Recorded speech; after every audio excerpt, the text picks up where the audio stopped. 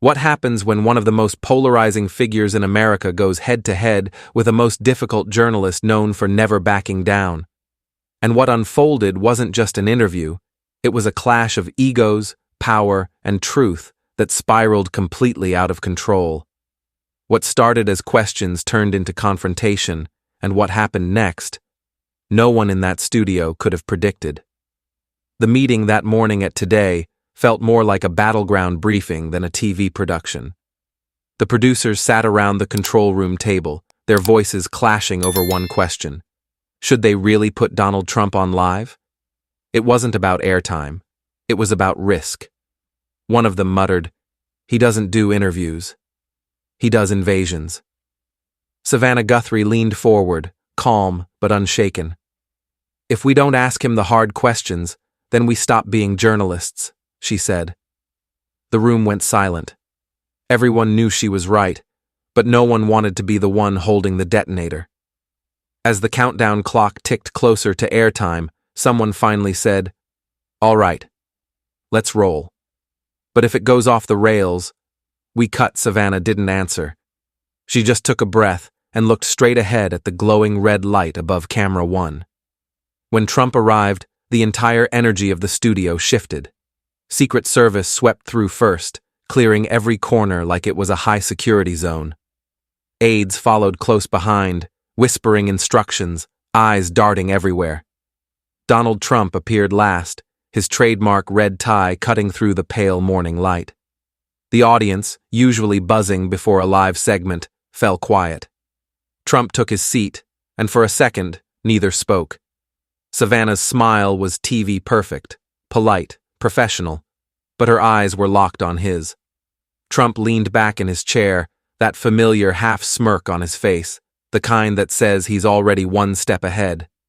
Neither blinked. The red light flicked on, and the room fell into that strange kind of silence only live television can create. Savannah leaned slightly forward, her tone steady but firm. "Mr. President, do you believe your rhetoric contributes to the divisiveness in this country?" It was the kind of opening question that could set the whole tone, calm if handled carefully, explosive if not. Trump leaned back, crossing one leg over the other, that small grin playing on his lips. "I think that's a very unfair question, Savannah," he said, his voice measured but sharp enough to cut through the studio hum. Savannah didn't flinch. "It's not about fairness, sir. It's about responsibility," she said. "Your words carry weight. They shape how millions of people see one another." Trump's grin widened. "My words? What about yours? What about your network's words?" His tone had a rhythm now, confident, rehearsed. "You've spent years spreading lies about me, about the people who voted for me. And now you want to lecture me about division?" Savannah held eye contact, her jaw tightening just slightly.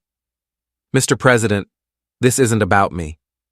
It's about the office you held and how language from that position affects people." Trump leaned closer to the desk. "No, Savannah. It's about how people like you twist every sentence that comes out of my mouth." The exchange turned sharp, fast. Every question Savannah asked came back as a counterpunch. "Your words matter," she said. "So do yours," Trump fired back. "You call for unity," she pressed, "but your rallies sound like war zones."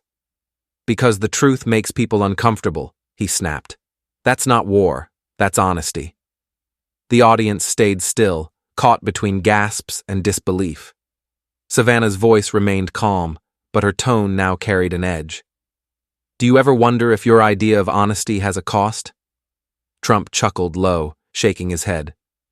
"The only cost I see is the one you're paying right now, trying to make me look bad on national TV." Savannah straightened in her chair and took a small breath. She leaned in, her tone firm but controlled. "Mr. President, you've called the press the enemy of the people more than once. Do you really believe that journalists, people doing their jobs, are enemies of this country?" The question hit the air like a strike of lightning. Trump's expression hardened, and the small grin he'd carried earlier vanished. He leaned forward, hand slamming lightly on the desk, not loud enough to startle, but enough to send a jolt through the room. "You know what's dangerous, Savannah?" he said, his voice low, steady, deliberate. "Lies. Lies from people who hide behind cameras, who pretend to inform the public while really just trying to control them. That's what's dangerous." The air in the studio turned heavy. Everyone was holding still. Savannah blinked, her gaze never leaving him. She straightened her back, eyes sharp, voice firmer now.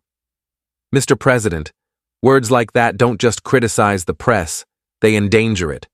When you call reporters enemies, people listen. Don't you think language like that has consequences?" Trump tilted his head, the corner of his mouth tightening. "Consequences," he repeated, almost mocking the word. Then, colder, quieter. "You think I cause division?" "I don't cause it, Savannah. I reveal it." For a beat, neither of them spoke. The studio lights hummed faintly. The mention of the 2020 election hit like a live wire. Savannah leaned forward, her voice steady but sharper now. "You've continued to claim the last election was stolen, despite dozens of courts, including judges you appointed, finding no evidence of widespread fraud. Why do you keep saying that?" Trump didn't hesitate. His tone, already firm, dropped lower, heavier. "Because it's true," he said flatly. "And I don't care how many courts said otherwise. Millions of Americans know what happened. You just refuse to see it." The audience barely breathed. The red light on the camera blinked like a warning, and even through the glass wall of the control room, you could see the crew stiffen. Savannah tried to keep the focus. "But sir, those claims were investigated. Audits, recounts, none showed anything that would have changed the result." Trump's voice cut through her words like a blade. "Then maybe they weren't looking hard enough." In the control booth, panic rippled through the team. The executive producer leaned toward the director, whispering, "We might need a break." The director didn't look away from the monitors. "No," he said quietly. "Keep rolling. This is gold." On the floor, you could feel the tension pulse through the cameras and lights. The operators exchanged quick, uneasy looks. Nobody wanted to blink, afraid they might miss the next blow. Savannah's questions were landing harder now, but Trump's replies were pure defiance. "Mr. President, people believed you," she said. "They acted on your words."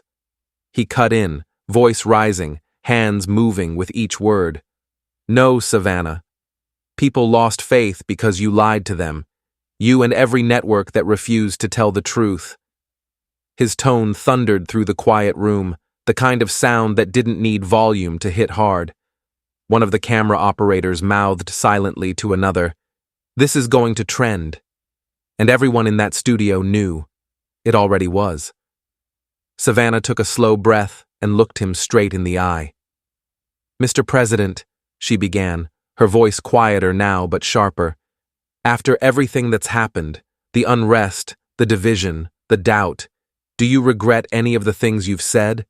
Would you take any of it back?" For a moment, Trump didn't answer. He just stared at her, unmoving. Then, he leaned forward, elbows on the desk, voice low but cutting. "Not one word," he said. "Not one single word." Because every word was true, his tone was flat, unshaken, like someone daring the world to challenge him. The silence that followed wasn't calm. It was heavy.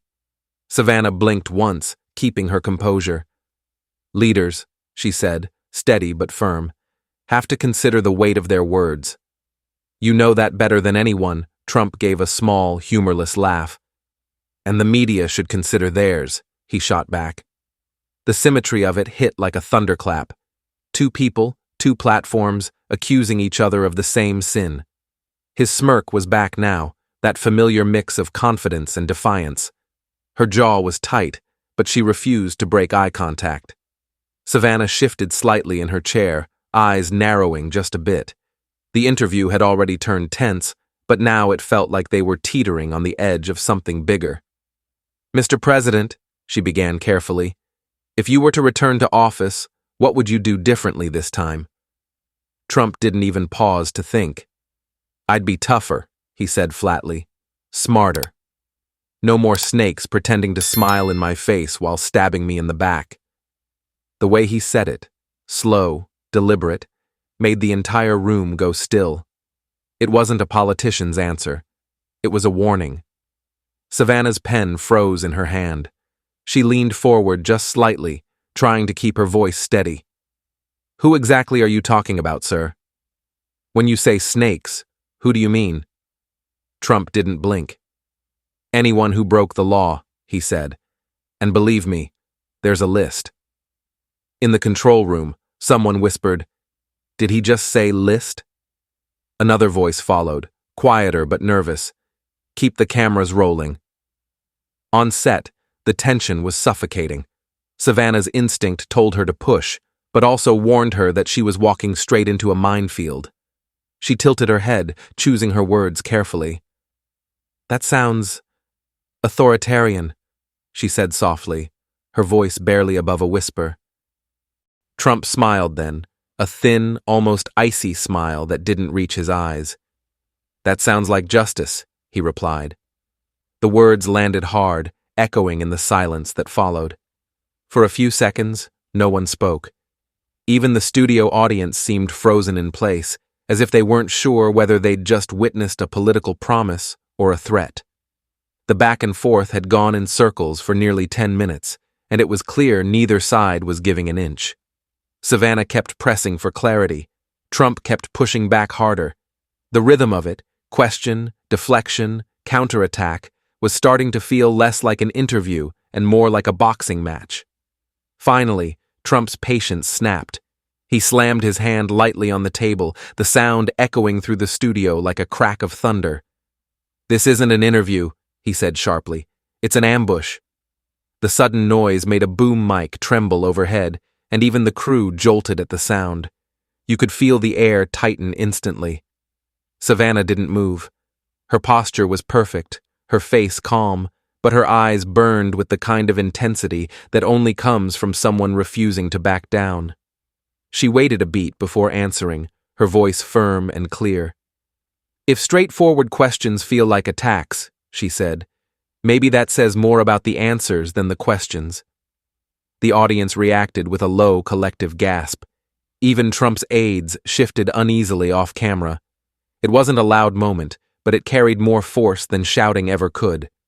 Trump's eyes narrowed, his expression unreadable, half fury, half disbelief that she'd pushed back so hard, so publicly. For a brief moment, they just stared at each other, the silence between them louder than the clash itself. Then it broke. Trump stood abruptly, the chair legs scraping hard against the floor. Security moved almost instantly, stepping closer but not touching him. The control room erupted into chaos, producers waving their arms, whispering frantically into headsets. "Don't cut yet," one shouted. "Keep rolling." The audience didn't move, frozen between shock and awe. Savannah stayed seated, her voice steady even as the moment spiraled out of control. "Mr. President," she said softly, "we're live." But Trump wasn't listening anymore. The explosion had already happened, the kind that doesn't need sound to shake the whole room. For a long moment, the only sound was the steady hum of the lights above. Trump stood, breathing hard, his hands planted on the edge of the desk. Savannah hadn't moved yet, but then she did. Slowly, deliberately, she rose from her chair too. Two figures now stood face to face, inches apart under the hot studio lights. Neither blinked, neither smiled. The tension felt like it might physically snap. "How can you lead a country if you can't handle a question?" Savannah said, her voice low but sharp enough to slice through the silence. Trump's head tilted slightly, eyes narrowing. "How can you call yourself a journalist if you can't tell the truth?" he shot back. The words hit like punches, clean and direct, no filler, no filter. For a moment, no one dared breathe. You could practically hear the buzz of the studio lights over the pounding hearts in the room. Then Trump jabbed a finger toward her. "You pushed lies about Russia for years," he said, each word rising with fury. "You poisoned the conversation, and you still won't admit it." Savannah didn't flinch. She leaned forward, her voice steady but fierce. We reported facts. You call facts fake when they hurt. The back and forth felt raw now, stripped of all the usual TV polish. Every exchange was personal, and every word landed like it had been waiting years to be said. Behind the cameras, the crew froze. Nobody moved, nobody whispered. The show wasn't following a script anymore. It was something else entirely, something real. And then, just like that, Trump stepped back. Without another word, he turned toward the edge of the set. His mic was still live when he said, "I'm not afraid of you, Savannah." Or, your network. The words echoed off the studio walls.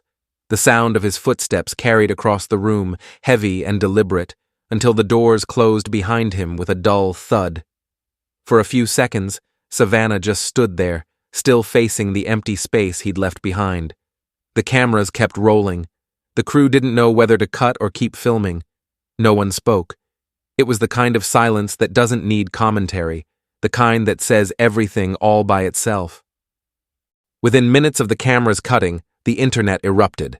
2 clips, one of Savannah standing her ground, the other of Trump walking off, began to flood every social media feed in America. The hashtags formed instantly. Trump ambushed, and Savannah stood tall. Both sides moved fast, editing, captioning, and spinning their version of the truth.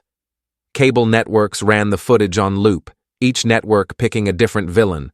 Some called it the moment Trump finally snapped. Others called it proof the media is rigged. By the end of the hour, it wasn't just a headline, it was a national argument. Back inside the Today studio, the adrenaline was still buzzing. Crew members stood frozen in place, staring at the spot where the confrontation had ended. The floor manager finally broke the silence, muttering, "We didn't lose control. We just showed what control looks like when it breaks."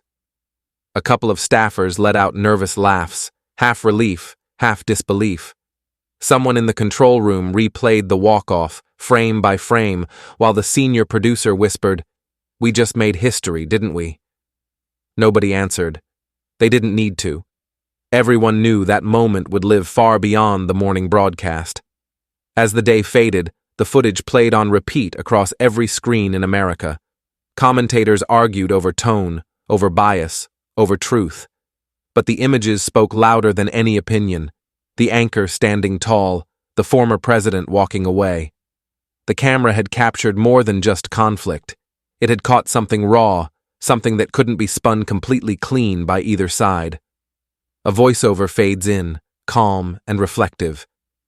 In a world where noise drowns out truth, 2 voices collided, not to find answers, but to expose what happens when truth becomes a weapon. And as the final frame lingers, Savannah at the desk, the empty chair beside her, the closing line lands softly, but hits hard. What we saw that morning wasn't just an interview gone wrong. It was a mirror held up to America itself. If you believe moments like this deserve to be seen, make sure you subscribe, because some conversations change everything, and this was one of them.